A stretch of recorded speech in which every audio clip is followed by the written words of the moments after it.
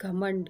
एक राज्य के राजा ने अपनी बढ़ती उम्र को देखकर यह फैसला किया कि वह राजपाट से संन्यास ले लेगा, परंतु उसका कोई पुत्र नहीं था जिसे वह राज्य सौंपकर जिम्मेदारी से मुक्त होता। राजा की एक पुत्री थी जिसकी विवाह की योजना भी राजा को बनानी थी, इसलिए उसने मंत्रियों को बुलवाया और कहा कि कल प्रातः जो भी व्यक्ति सबसे पहले इस नगर में प्रवेश करेगा उसे यहाँ का राजा नियुक्त किया जाएगा और मेरी पुत्री का विवाह भी उसी के साथ कर दिया जाएगा।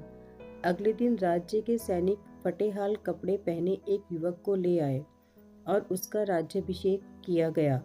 राजा अपनी पुत्री का विवाह उस युवक के साथ करके जिम्मेदारियों को सौंपकर स्वयं वन प्रस्थान कर गए। धीरे धीरे समय बीतता गया और उस युवक ने राज्य की बागडोर संभाल ली और एक अच्छे राजा की तरह राज्य की सेवा में लग गया। उस महल में एक छोटी सी कोठरी थी जिसकी चाबी राजा हमेशा अपने कमर में लटकाए रहता था। सप्ताह में एक बार वह उस कोठरी में जाता, आधा एक घंटा अंदर रहता और बाहर निकलकर बड़ा सा ताला उस कोठरी में लगा देता था और अपने अन्य कार्यों में लग जाता।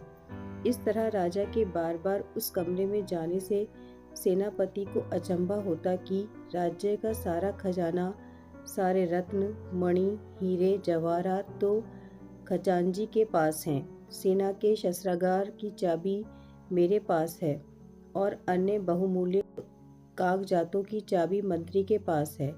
फिर इस छोटी सी कोठरी में ऐसा क्या है जो राजा यहाँ हर सप्ताह अंदर जाता है और थोड़ी देर बाद बाहर निकल आता है।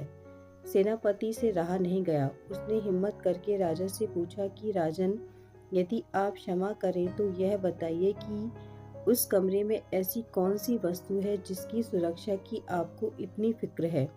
राजा गुस्से से बोले, सेनापति, यह तुम्हारे पूछने का विषय नहीं है, यह प्रश्न दोबारा कभी मत करना। अब तो सेनापति का शक और भी बढ़ गया। धीरे धीरे मंत्री और सभासदों ने भी राजा से पूछने का प्रयास किया, परंतु राजा ने किसी को भी उस कमरे का रहस्य नहीं बताया। बात महारानी तक पहुंच गई और इससे हटके आगे किसी की भी नहीं चलती। रानी ने खाना पीना त्याग दिया और उस कोठरी की सच्चाई जानने की जिद करने लगी। आखिरकार विवश होकर राजा सेनापति व अन्य सभासदों को लेकर कोठरी के पास गया और दरवाजा खोला। अब कमरे का दरवाजा खुला तो अंदर कुछ भी नहीं था सिवाय एक फटे हुए कपड़े के जो दीवार की खूंटी पर लटका था। मंत्री ने पूछा कि महाराज, यहाँ तो कुछ भी नहीं है। राजा ने उस फटे कपड़े को अपने हाथ में लेते हुए उदास स्वर में कहा कि यही तो है मेरा सब कुछ। जब भी मुझे थोड़ा सा भी अहंकार आता है तो मैं यहाँ आकर इन कपड़ों को देख लिया करता हूँ। मुझे याद आ जाता है कि जब मैं इस राज्य में आया था तो इस फटे कपड़े के अलावा मेरे पास कुछ भी नहीं था। तब मेरा मन शांत हो जाता है और मेरा घमंड समाप्त हो जाता है। तब मैं वापस बाहर आ जाता हूँ। सीख, वक्त एक सबसे बड़ा परिवर्तन है।